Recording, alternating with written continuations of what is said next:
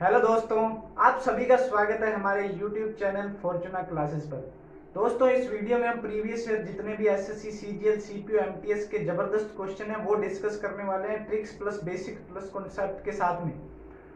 दोस्तों, आपको इस वीडियो में बिल्कुल वो खतरनाक वाले क्वेश्चन मिलेंगे, तो दिल थाम के बैठना, कॉपी पेन लेके बैठना। अगर है तो, नहीं है तो रहने दो, कोई दिक्कत नहीं है, बस माइंड में बात को बिठा लेना। ठीक है, तो चलिए हम अपने पहले क्वेश्चन की तरफ चलते हैं। प्रीवियस ईयर के क्वेश्चन हम इसमें करने वाले हैं डिस्कस, बिल्कुल जो अच्छे लेवल के क्वेश्चन और ट्रिक्स के साथ में कैसे हम ऑप्शन से भी क्लिक करके चुटकियों में हम क्वेश्चन कर सकते थे, पर हमने टाइम खराब किया। चलिए आते हैं हम अपने पहले क्वेश्चन की तरफ। क्वेश्चन आपको स्क्रीन पर मिल जाएगा। यदि x plus y plus z बराबर 19, x square plus y square plus z square बराबर 133,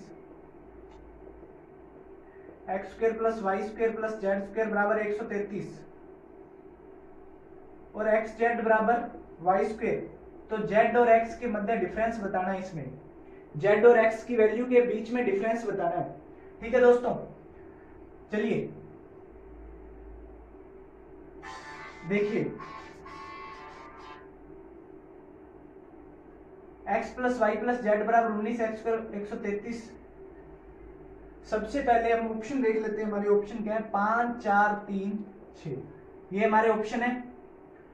ठीक है, सबसे पहले आपको क्या करना है, हमें यहां पर आना है, हमें वैल्यू गैस करनी है। वैल्यू गैस से नाप चुनाव तरीके से नहीं करनी है। देखिए दोस्तों, अगर हम इसको बेसिक से सोल्व करते हैं तो हमारा बहुत ज्यादा टाइम खाएगा और ये क्वेश्चन हमें एग्जाम में छोड़ना ही पड़ेगा। आप लिख के ले लो और करके दिखा देना मेरे को। ठीक है, टाइम आपके पास काफी बचता है तो आप छेड़ो। ठीक है, सबसे पहले हमें वैल्यू देखनी है। हम वैल्यू यहाँ पे अगर हम 1 2 3 या 4 रखते हैं, एक रखा तो एक आ गया, पॉसिबल ही नहीं है, कतई पॉसिबल नहीं है। वैल्यू जो किसी दो एक से बड़ी संख्याओं का मल्टीपल एक से छोटा हो जाए, कतई पॉसिबल नहीं है। 2 4 कतई पॉसिबल नहीं है, ये भी पॉसिबल नहीं है दोस्तों। 3, यहाँ 9 आ गया, अगर यहाँ पे 3 इंटू 3 रखेंगे तो 9 आएगा। 3 3 6 और 3 9, सेटिस्फाई नहीं कर रहा इस कंडीशन को। 4 रखा 16 हो गया, या तो 8 इंटू 2 होगा या 4 इंटू 4 होगा। ठीक है, 8 2 10, 10 और 4 14, नहीं कर रहा। 4 4 8 और 4 12, इस कंडीशन को सेटिस्फाई नहीं कर रहा। ठीक है, हम दोस्तों रखते हैं अब 6। 5 रखेंगे तो भी 5 5 10 5 15 होगा। ठीक है, हमने रखा 6। 6 कितना है? 36। 6 कितना है? 36। अब देखिए 36 एक्स इंटू जेड में कितनी जोड़े बनते हैं? या तो 12 इंटू 3 बनेगा या 9 इंटू 4 बनेगा। ठीक है, अगर 12 इंटू 3 या 12 प्लस 3 15, 15 और 6 21, यानी इस कंडीशन को सेटिस्फाई नहीं कर रहा है। ये देखिए 9 चौके 36, 9 4 13 और 6 19, यानी हमारी ये कंडीशन सेटिस्फाई हो रही है। आपको चुप करके इनका डिफरेंस 5 है वो क्लिक कर देना है। 9 और 4 का डिफरेंस कितना है? 5 है, चुप करके क्लिक कर दो, देखने की लोड होनी। ठीक है, अब अगर हम इसको करते हैं बेसिक से सोल्व, तो ये क्वेश्चन एग्जाम में छोड़ना ही पड़ेगा और एग्जाम में पॉइंट ऑफ व्यू टाइम का ही बहुत मतलब होता है, और बाकी आप सब होम आया है। ठीक है, चलिए नेक्स्ट क्वेश्चन की तरफ आते हैं।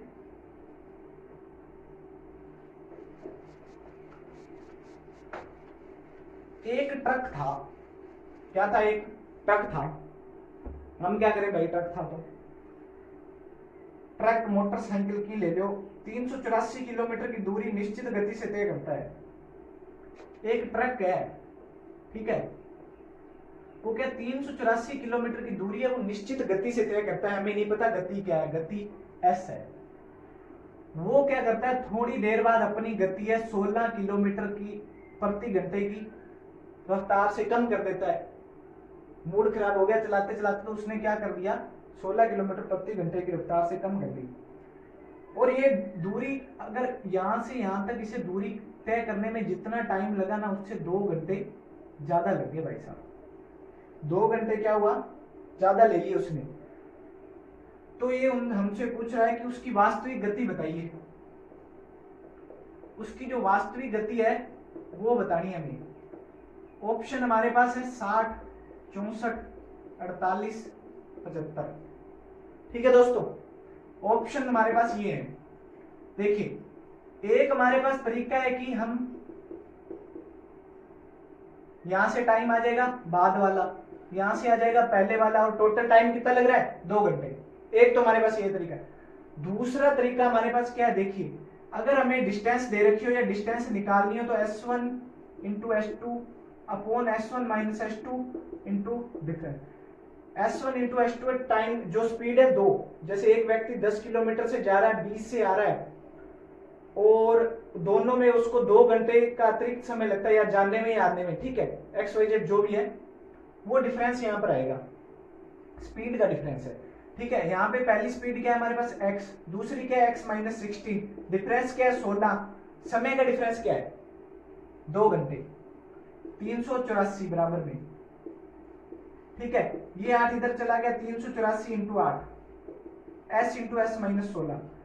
अब उठाने भाई साहब ऑप्शन, हमें उठाना ऑप्शन 60 उठाओ, 60 रखा हमने, हमें पता है कि 0 आएगा लास्ट में, और यहाँ पे हमें हमारा लास्ट में क्या आ रहा है 8 32 2 आ रहा है, काम का ही नहीं ऑप्शन, खत्म करो उसको।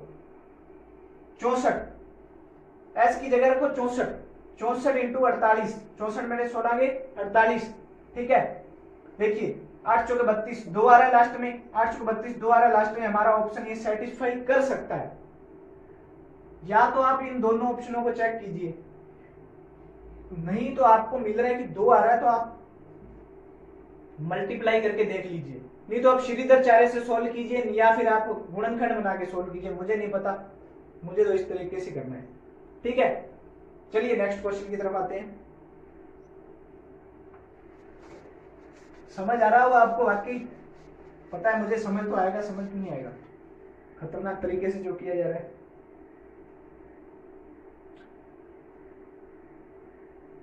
ये बोल रहे हैं कि एक त्रिभुज है ए बी सी में भुजाओं ए बी और ए सी क्रमशः बिंदु एफ और ई पर इस प्रकार है कि एफ है जो समांतर है बीसी के, और एफ ई त्रिभुज को समान क्षेत्रफल वाले 2 भागों में बांटता है, समान क्षेत्रफल डिवाइड कर देता है 1:1 में, ठीक है।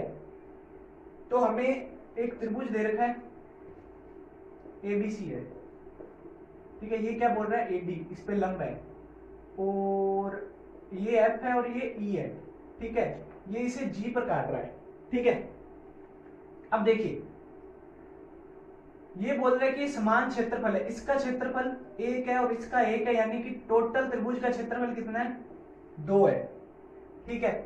होता क्या है, जो त्रिभुज की भुजाएं है ना ए बी अपॉन, अगर बात करते हैं हम A F upon A B की, तो जो इनका भुजाएं हैं तो इनका जो त्रिभुज का क्षेत्रफल है भुजाओं का स्क्वायर होगा वो त्रिभुज के क्षेत्रफल के बराबर होगा, अगर स्क्वायर हटेगा तो रूट आ जाएगा, यानी कि 1:√2, यानी कि 1:√2। 1 तो इस त्रिभुज की भुजा है और √2 क्या है त्रिभुज एबीसी की भुजा है, √2 क्या है त्रिभुज एबीसी की भुजा है, ये बराबर होता है h1/h2 के भी, यानी कि जो इनकी हाइट है लंबाई है या जो भी है ना वो क्षेत्रफल के रूट के बराबर होगी, होगी कि नहीं होगी रेशियो में, ठीक है। अब देखिए हमसे पूछा क्या है, इसका रेशियो और इसका रेशियो पूछा है, डीजी रेशियो एजी पूछा है, मैंने आपको क्या बताया हाइट का रेशियो भी सेम ही होगा, तो हमारे पास ये 1 है, ये टोटल √2 है, तो ये √2 - 1 हो जाएगी, यानी कि हमारे पास क्या गया √2 - 1:1। ऑप्शन से करते हैं, ऑप्शन हमें दे रखे थे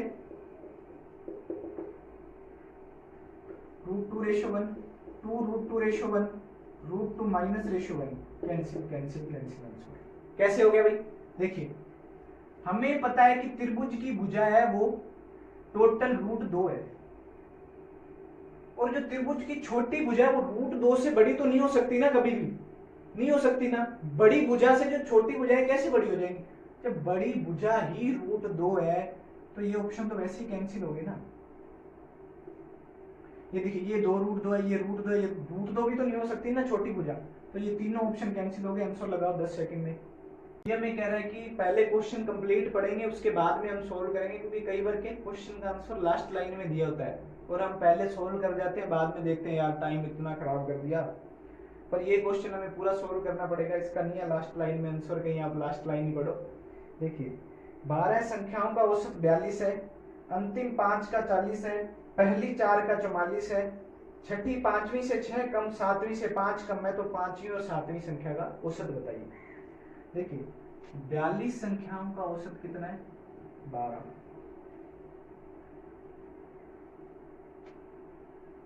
सॉरी 12 संख्याओं का औसत कितना है? 42।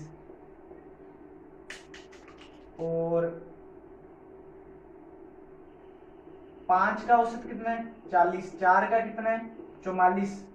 छठी संख्या अगर हमने x मानी तो 7th कितनी आ जाएगी? ये क्या बोल रहा है कि सातवीं संख्या है वो, छठी संख्या है वो सातवीं से 5 कम है, यानी कि ये x प्लस 5 होगी, और जो 5th संख्या होगी वो x प्लस 6 होगी, क्योंकि ये इससे 6 कम है। ठीक है, देखिए पहला तरीका जो हम बेसिक से करते हैं, कैसे करते हैं? देखिए 12 इंटू 42 करेंगे, जितना आएगा 4 इंटू 44। ठीक है, इनको जोड़ेंगे, इसको मल्टीप्लाई करेंगे और इसमें घटाएंगे, जो आएगा वो हमारा इन तीनों का योग होगा। फिर इन तीनों को हम क्या सोल्व करेंगे और x की वैल्यू निकालेंगे, औसत निकालेंगे। नहीं, ऐसे नहीं करना है हमें। मैं आपको बताता हूँ अच्छा तरीका कि हमें कैसे ट्रिक से सोल्व करना है, एकदम जबरदस्त तरीके से सोल्व करेंगे। यहाँ पे आपको समझाऊंगा इसलिए टाइम लगेगा, पर जब आप इनको ट्रिक्स को अप्लाई करोगे तो बिल्कुल आपका टाइम बहुत कम लगेगा क्वेश्चंस में। देखो 12 संख्याओं का औसत 42 है, यानी कि ये जो 5 का औसत 40 है, यानी कि अपने कंप्लीट के औसत से 2 कम, यानी कि 5 पर 2 कम हो रहा है, तो टोटल पर कितना कम होगा? 10 कम, यानी कि ये 10 से कहीं आगे ना आगे जाके बढ़ेगा, क्योंकि औसत 42 कंप्लीट करना है हमें। ठीक है, ये 4 है, 44 है, यानी कि ये अपने 42 से कितना ज्यादा है? 2 ज्यादा है। किस पर? 4 पर, यानी कि 8 ज्यादा है। ये 9 संख्याओं का जो टोटल है वो 2 कम हो रहा है, 2 कम हो रहा है अपने टोटल योग में। तो ये जो 2 है ये आगे इन 3 संख्याओं के टोटल में जाकर जुड़ेगा, जुड़ेगा बिल्कुल। ठीक है, अब हम 3 संख्याओं का टोटल देखते हैं, बराबर 42 इंटू 3 प्लस 2, औसत 42 इनका चल ही रहा है। ठीक है, और प्लस 2 ये और होगा। ठीक है, 126 प्लस 2 128, और इधर कितना आ रहा है? 3x प्लस 11, 3x प्लस 11 बराबर 128, 3x बराबर 117, x बराबर कितना आ गया? 39। x की वैल्यू 39 आई है। हमसे पूछा क्या है? पांचवी और सातवीं संख्या का औसत पूछा है, पांचवी और सातवीं संख्या का औसत। औसत क्या होता है? 2 संख्याएं है तो 2 से भाग दे दो, 3 है तो 3 से, 4 है तो 4 से भाग दे दो, यानी कि संख्याओं का योग बटे टोटल कितनी संख्याएं, यानी कि n। ठीक है, ये देखिए x plus 5 plus x plus 6 बटे 2। एक तो ये है कि हम इस 39 को 2 बार जोड़े, प्लस 11 करें, फिर 2 से डिवाइड करें। ठीक है, दूसरा तरीका हमारे पास क्या है? देखिए हमारे पास यहाँ पे 2x प्लस 11 आ रहा है, अगर हम इसको 2 से डिवाइड करेंगे तो हमारे पास यहाँ पर x प्लस 5.5 आएगा, नहीं आएगा? ठीक है, x की वैल्यू हमें 39 दे रखी है, तो 39 प्लस 5.5 क्या आ गया हमारा आंसर? 44.5, 44.5। देखिए एक तो मैंने आपको बताया कि आप मल्टीप्लाई करके कीजिए, आप चाहे उस खुद सोल्व करके देख लेना, और इस तरीके से आप 3-4 बार इस चीज को क्वेश्चनों में अप्लाई करोगे ना, तो आप देखना कि ये जो आपको तरीका है ना, ये इस क्वेश्चन में नहीं, एवरेज का कोई क्वेश्चन है, एवरी क्वेश्चन, सिंगल क्वेश्चन आपको इस तरीके से बिल्कुल चुटकियों में हो जाएगा। आप एक बार ये तरीका अप्लाई करके देखना। चलिए हम अपने नेक्स्ट क्वेश्चन की तरफ आते हैं। देखिए हमारा अगला क्वेश्चन है, 13,824 सेंटीमीटर क्यूब आयतन वाले एक ठोस घन को बराबर आयतन वाले 8 घनों में काटा जाता है। वास्तविक घन के पृष्ठ क्षेत्रफल का 3 छोटे घनों के पृष्ठ क्षेत्रफल के योग से अनुपात। देखिए ये बोल रहे हैं कि 13,824 सेंटीमीटर क्यूब वाला आयतन है, उसको क्या बराबर आयतन वाले 8 घनों में, छोटे छोटे टुकड़ों में काटना है, यानी कि आयतन तो बराबर ही होगा, उन छोटे 8 घनों का आयतन और एक बड़े घन का आयतन है। चाहे आप एक डिब्बा ले रहे हैं, एक डिब्बे से आप एक प्लेट, उसको मार मार के प्लेट बना रहे हैं, तो उनका आयतन तो सेम ही होगा ना, वो प्लेट है वो तो सेम ही होगी। उसी तरह से ये घन है, ये घन है, ये सेम हमें छोटे छोटे 8 घन बनाने हैं, तो आयतन तो सेम ही होगा ना सभी का। ठीक है, हमसे पूछा क्या है कि वास्तविक घन के पृष्ठ क्षेत्रफल का 3 छोटे घनों के पृष्ठ क्षेत्रफल से योग, यानी कि पहले हम इसके ऑप्शन देख लेते हैं। हमें दे रखे आंसर A 8:3, B 2:3, C 4:3 और D 2:1। ठीक है, हमसे रेशियो में पूछा है। अगर हमसे रेशियो पे पूछा है तो हमें इस आयतन से कोई भी मतलब नहीं है, हम अपने मन से मान सकते हैं बड़े घन की भुजा। जो हमारी इच्छा होगी हम वो मानेंगे। मैंने 2 मान लिया। ठीक है, मैंने क्या कर दिया, बड़े घन की जो साइड है वो कितनी ले ली, 2 ले ली। ये तब तक है जब तक हमें रेशियो में पूछे, क्योंकि रेशियो में जो भी इससे मल्टीप्लाई होगा वो कैंसिल आउट हो जाएगा दोनों साइड से आयतन में। इसलिए हम अपनी मर्जी से कैलकुलेशन शॉर्ट करने के लिए मैंने 2 ले ली। ठीक है, जो बड़े घन का आयतन है ए क्यूब, घन का जो आयतन का फॉर्मूला होता है वो ए क्यूब है, यानी कि बड़े घन का आयतन है वो छोटे घन के आयतन के बराबर होगा। ठीक है, ये कितना हो गया 8 बराबर A1 क्यूब। तो अगर इधर जाएगा तो ये 8 की 1/3 कितनी होती है 2, यानी कि जो छोटे घन की भुजा है वो कितनी आ गई 2। अब पृष्ठ क्षेत्रफल का सूत्र क्या होता है, बड़े जो ये घन है, घन के पृष्ठीय क्षेत्रफल का फॉर्मूला क्या होता है 6a², यानी 6 इंटू भुजा स्क्वायर। ठीक है, 6 इंटू भुजा स्क्वायर होता है। हमसे पूछा क्या है वास्तविक घन के पृष्ठ क्षेत्रफल का, वास्तविक घन के पृष्ठ क्षेत्रफल का 6 इंटू भुजा स्क्वायर रेशो 3 छोटे घनों के पृष्ठ क्षेत्रफल के योग का, 3 छोटे घनों के पृष्ठ क्षेत्रफल 6 इंटू हमारे पास क्या आ गई A1, सॉरी ये 8 है, 8 से कैंसिल आउट हो गया तो A1 बराबर 1 आ गया। ये हमारे पास साइड आ गई वो 1 आ गई। ठीक है, तो ए स्क्वायर कितना आ गया 1 का स्क्वायर। ठीक है, तो ये क्या आ गया 6 से 6 कैंसिल आउट हो जाएगा, तो इधर तो आ गया 4 और इधर क्या आ गया 3, तो हमारा आंसर क्या आ जाएगा 4:3। ठीक है दोस्तों, तो हमें इस तरीके से करना है, हमें कंप्लीट को सोल्व नहीं करना। हमारा अगर हम इसको सोल्व करते तो इसकी जगह पे हम क्या रखते 13,824 और हम इधर क्या रखते 8 इंटू ए की क्यूब, फिर 13,824 को 8 से कैंसिल आउट करते ए निकालते, रेशियो में हम आए, जब लास्ट में मिलना ही यही है तो हम अपनी मर्जी से करें ना सोल्व। ठीक है, अगर रेशियो में दे रखा है, अगर रेशियो में नहीं दे रखा है या आपको इसका छोटे घन का क्षेत्रफल पूछा है, पृष्ठीय क्षेत्रफल पूछा है, तो आपको इसको सोल्व करना है। ठीक है, चलिए अब अपने नेक्स्ट क्वेश्चन की तरफ आते हैं।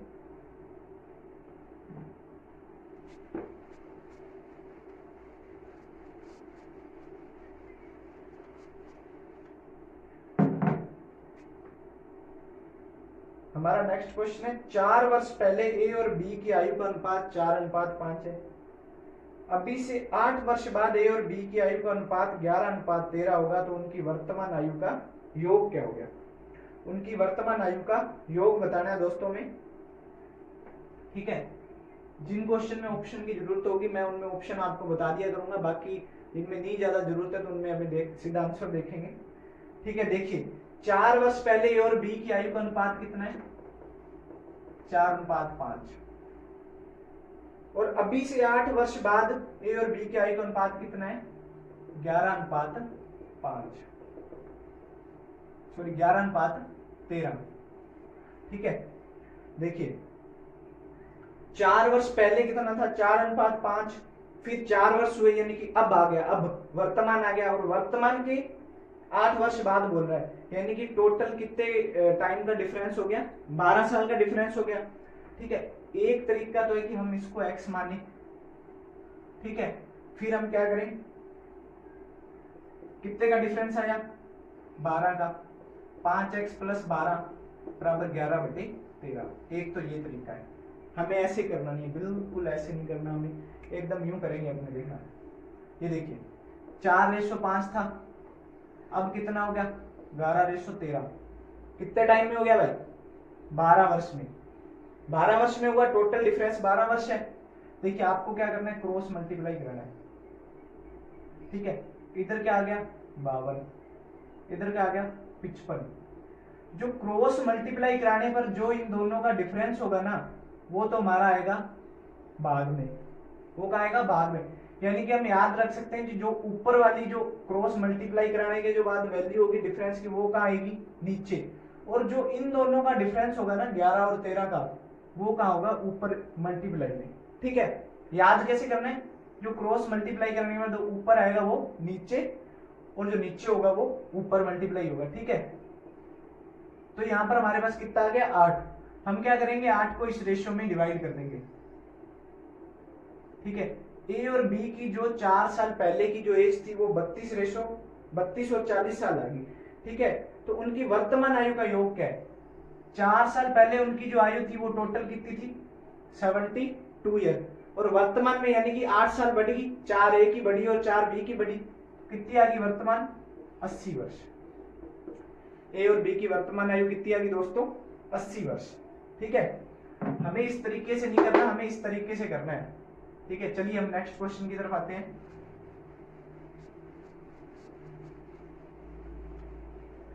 एकदम आपको बताऊंगा ट्रिक से कैसे सोल्व करना है और कैसे आपको मतलब ऑप्शन से हम क्लिक कर सकते हैं। आप मजे आएंगे, देखिए सही, आप मजा आएगा। आप खुद देखना कि आपको अगर इंटरेस्ट लगे तो आप जरूर मेरे को कमेंट करके जरूर बताना कि आपको पढ़ने में अच्छा लगा या नहीं लगा।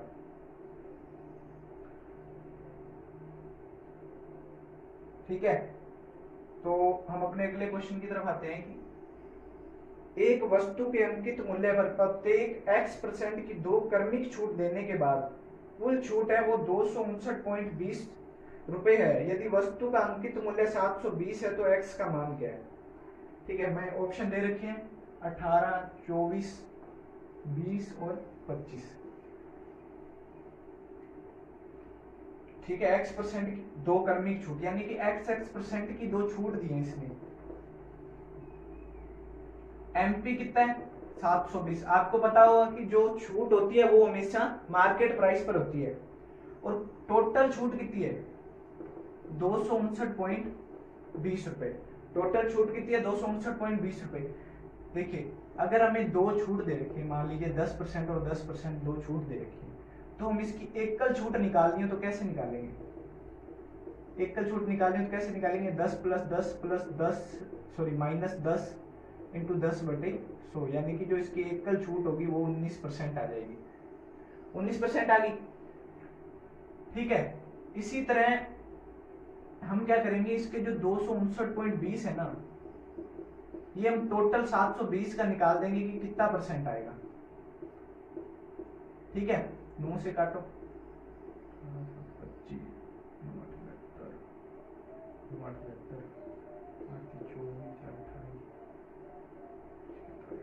36% आ गया। ठीक है, अब ऑप्शन उठाओ।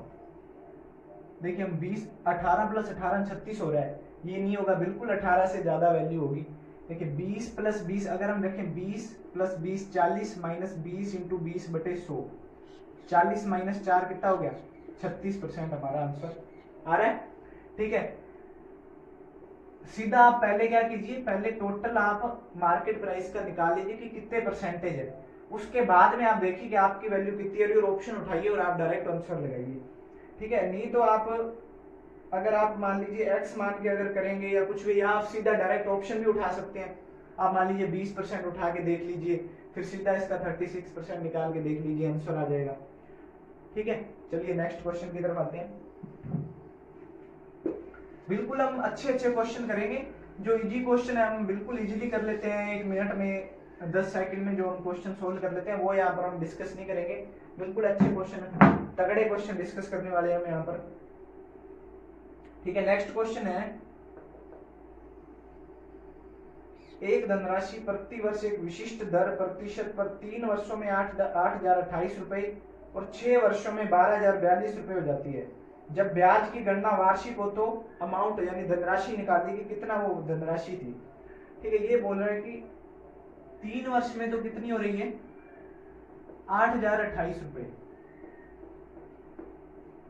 ठीक है, 6 वर्षों में कितनी हो रही है, 12,042 रुपए। 3 वर्षों में 8,028 रुपए, 6 वर्षों में 12,042 रुपए। तो ब्याज की वार्षिक गणना की। देखिए चक्रवर्ती ब्याज में एक सिस्टम होता है, जैसे आपकी मान लीजिए ये राशि x है, 4 वर्ष बाद ये अगर 2x हो रही है, 4 वर्ष बाद ये 2x हो रही है, तो ये 8 वर्ष बाद कितनी होगी? ये देखिए 4 वर्ष बाद 2x हो रही है, कितना 2 गुना हो रही है, तो ये इसका 2 गुना होगी, 4x हो जाएगी। यानी ये इसमें अगर सेम रेशो में अगर वर्ष बढ़ रहे हैं, जैसे 4 से 8, फिर 12, फिर 16, तो ये भी 2 से 4, 4 से फिर 2 गुना हो जाएगी 8, फिर 2 गुना हो जाएगी 16, इस तरह बढ़ती जाएगी। ठीक है, यही तरीका यहाँ पर हम यूज करेंगे। देखिए 3 वर्ष में 8028 और 6 वर्ष में 12042 हो रही है। तो ये जो राशि थी ये कितनी है, यही तो पूछिए हमसे। ठीक है, अब देखिए हम इसका रेशियो निकाल लेंगे पहले। 18, देखिए 9 से जा रहा है, 4 2 6 और 3 9 से जा रहे हैं दोनों। ठीक है, 9 से काटते हैं पहले, 9 8 72, 9 8 72, 9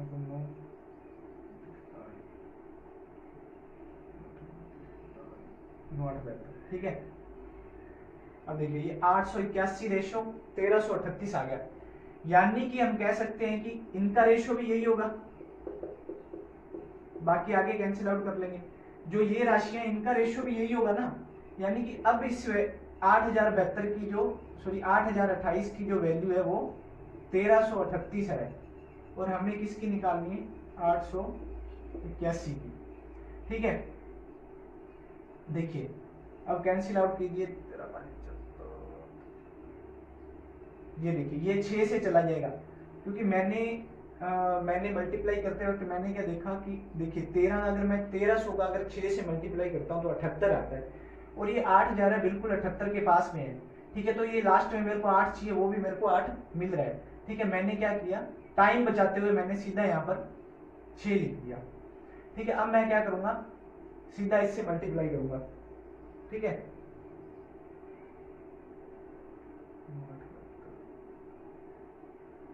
सॉरी यहाँ पर थोड़ी अपने से गलती हो गई है, 9 8 72 और नीम यहाँ पर हमारे पास 892 रेशियो 1338 आ रहा है।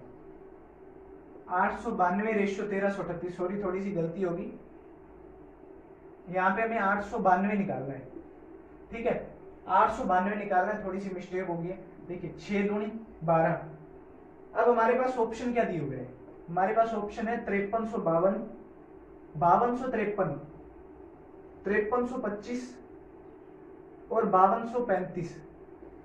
आपको कुछ भी मल्टीप्लाई करने की जरूरत नहीं है, आपको क्या करना है, 6 दूनी 12, दो ऑप्शन किसमें, एक में आप टिक कर दीजिए। आपको आगे आंसर देखने की कतई जरूरत नहीं है, कतई आपको टाइम वेस्ट करने की जरूरत नहीं है, बिल्कुल एकदम चुटकियों में आपका आंसर आ जाएगा। आपको बस ये रेशियो वाला ट्रिक सीखनी है, और उसके बाद में आपको देखना ऑप्शन जरूर चेक करने की। अगर हम इसको 6 से मल्टीप्लाई करते हैं तो हमें काफी टाइम लगेगा, 10 सेकंड तो कम से कम लग ही जाएंगे। इससे अच्छा है कि हम ऑप्शन चेक करें और टिक करें और आगे चले। पर आपको ये वाली चीज जरूर सीख लेनी है। ठीक है, या फिर आप बड़े फॉर्मूला लगा के सोल्व करिए। चलते हैं नेक्स्ट क्वेश्चन की तरफ।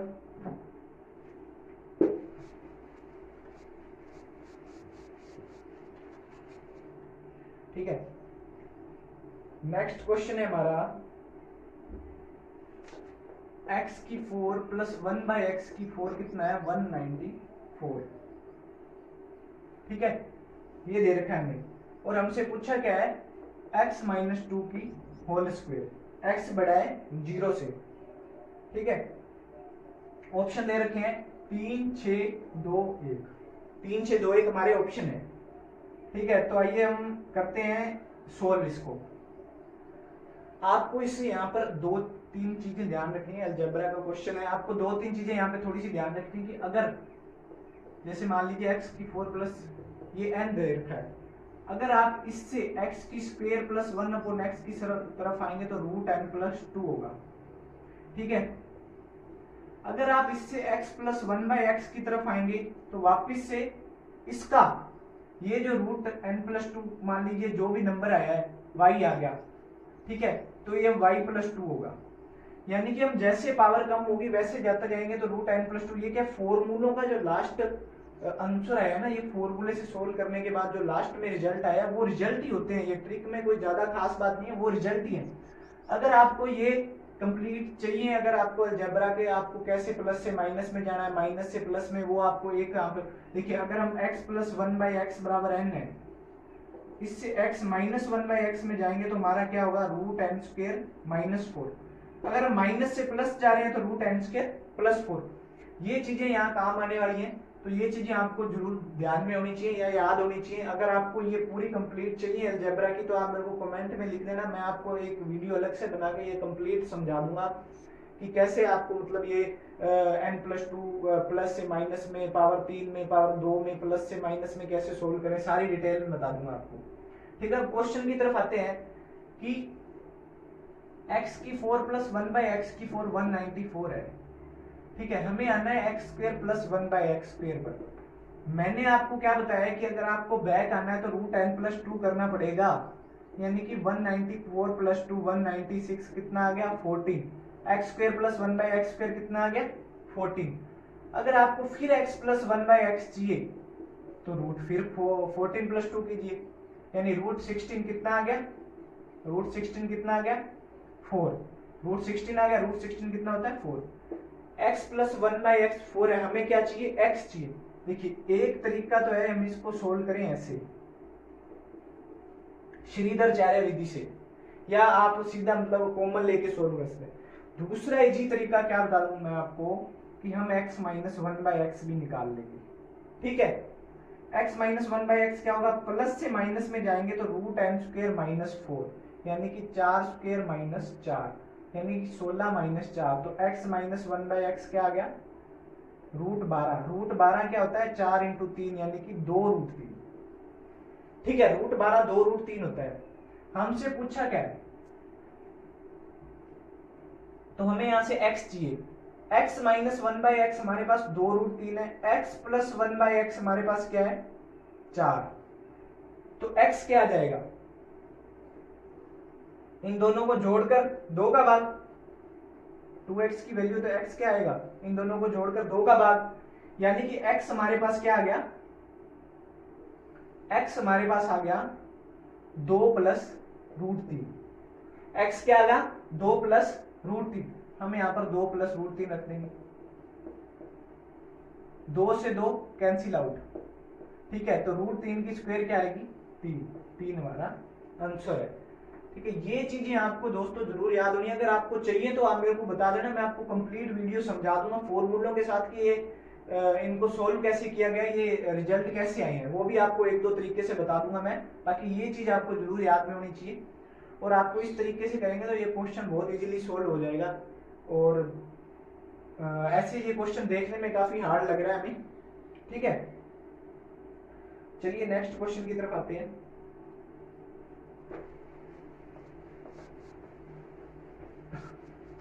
बिल्कुल आपको मजा आ रहा होगा ट्रिक्स में, क्योंकि हम क्वेश्चन तो हर बंदा सोल्व कर लेता है, पर कम टाइम में सोल्व जो करेगा वो आगे निकलेगा। इससे और भी कम टाइम में आप सोल्व कर सकते हैं, और दिमाग लगा के अगर ट्रिक्स आपको अगर काम करते हो अगर आप क्वेश्चन पे, तो बहुत आपको तरीके मिल जाएंगे, कोई बड़ी बात नहीं है।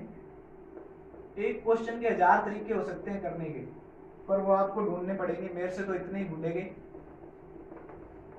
ठीक है, ये हमें क्वेश्चन दे रखा है, और थीटा है वो 0 से 90 डिग्री है, तो sine theta plus tan theta का मान निकालना हमें। किसका निकालना है, sine theta plus tan theta की वैल्यू हमें निकालनी है दोस्तों। देखिए थीटा की वैल्यू हम रख रख के तो देख नहीं सकते यहाँ पर। ठीक है, थीटा की वैल्यू हम रख रख के तो देख नहीं सकते। हम क्या करेंगे, थीटा की वैल्यू हम सोचेंगे। कैसे सोचें, देखिए आपको पता है कि हमें यहाँ पे वैल्यू क्या चाहिए, बिल्कुल पूर्णांक में चाहिए, हमें रूट नहीं चाहिए। रूट होंगे तो हमारा 0 नहीं आएगा। ठीक है, अगर कोस थीटा की कौन सी वैल्यू ऐसी रखें जो 0 जो रूट में नहीं है, थीटा बराबर 60 डिग्री। ठीक है, थीटा बराबर 60, हमें 60 और 30 में चेक करना है ना, कि 60 रखे, 30 रखे, 45 रखे। देखिए कोस थीटा की जो वैल्यू है, क्योंकि ये साइन थीटा तो स्क्वायर में है, तो इस पे चाहे रूट में भी हो चाहे ना हो, ये तो रूट तो हट ही जाएगा। पर ये जो कोस थीटा है इसकी वैल्यू हमें रूट से बाहर रखनी, तो थीटा बराबर 60 डिग्री। कई बार हम क्या करते हैं, थीटा 60 रख लिया, 30 रख लिया, 45 रख लिया, चेक करते रहे, जो सोल्व, टाइम नहीं खराब करना। आपको जल्दी से जल्दी कैसे पकड़ना है कि यहाँ पे कोस थीटा क्या है, स्क्वायर में नहीं है, तो कोस थीटा यानी कि थीटा बराबर 60 डिग्री 1/2 होता है। चलो देखते हैं रखकर, 4 minus 2 into 1/4 theta, sorry theta 60 degree, sine theta क्या होता है √3/2 का स्क्वायर होगा, माइनस 5/2 होगा। ठीक है, देखिए जीरो आता है या नहीं आता, चेक करते हैं अपन। 2 से 2 कैंसिल आ जाएगा, ठीक है, सॉरी 3/2, 3/2 माइनस 5/2, ये क्या हो गया माइनस का 8/2, कितना हो गया माइनस का 4, 4 माइनस 4 0, यानी कि हमारा जो थीटा है वो 60 डिग्री सेटिस्फाई कर रहा है। ये क्वेश्चन 4-5 तरीके से कैसे हो सकता है, एक तो आप इनको सोल्व कीजिए, फिर हम क्या करेंगे, थीटा बराबर 60 डिग्री यहां पर सीधा पुट कर देंगे वैल्यू। और आपको ध्यान रखना कि अगर ऑप्शन देखने हैं, हमारे पास यहाँ सारे ऑप्शन रूट में है, ठीक है, हमारा आंसर 3√3/2 है, हमारे पास सारे ऑप्शन रूट में है, यानी कि जो थीटा की वैल्यू है वो 0 और 90 डिग्री तो कतई नहीं हो सकती, 0 और 90 डिग्री कतई नहीं हो सकती। उसके बाद बचा 60, 45 और 30 में कौन सी सेटिस्फाई करेगी, तो हम यहाँ पर कोस थीटा से हमें पता है कि 60 डिग्री हमारी सेटिस्फाई करती है, तो हमें चेक करने की भी जरूरत नहीं है, हमें सीधा 60 डिग्री यहाँ पर पुट करना है, टाइम बिना खराब किए। ये गारंटी कि आपका क्वेश्चन निकलता होगा, पर बशर्ते आपको ये शर्तें माननी पड़ेगी। शर्तें क्या है कि देखिए ऑप्शन चेक करना है पहले, ऑप्शन में हमारी कोई भी वैल्यू रूट के अलावा नहीं है, यानी कि थीटा बराबर 0 और 90 तो नहीं होगा, नहीं होगा। अगर 0 90 होगा तो वैल्यू रूट में नहीं आएगी। दूसरी बात है कि हम 30, 60 और 45 में कैसे चेक करें, मैंने आपको बता दिया कि आपको कैसे चेक करनी है, और ये तरीके से हम क्वेश्चन फास्टली सोल्व कर पाएंगे। ठीक है, चलिए अब नेक्स्ट क्वेश्चन की तरफ आते हैं।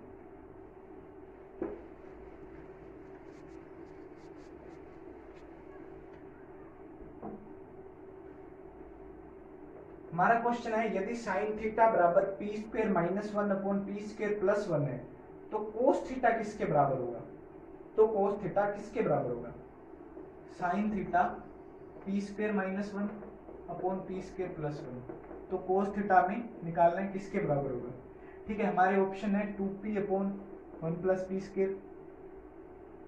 p/p² - 1, p/p² + 1, 2p/p² - 1। चलिए पहले हम ऑप्शन एलिमिनेट करते हैं। देखिए साइन थीटा क्या होता है, लाल बटे कक्का से, साइन थीटा क्या होता है, लंब बटे करण, यानी कि ये लंब है और ये करण है। इस क्वेश्चन के भी मैं आपको 2-3 तरीके बताऊंगा कैसे आपको सोल्व करना। और कोस थीटा क्या होता है, आधार बटे करण।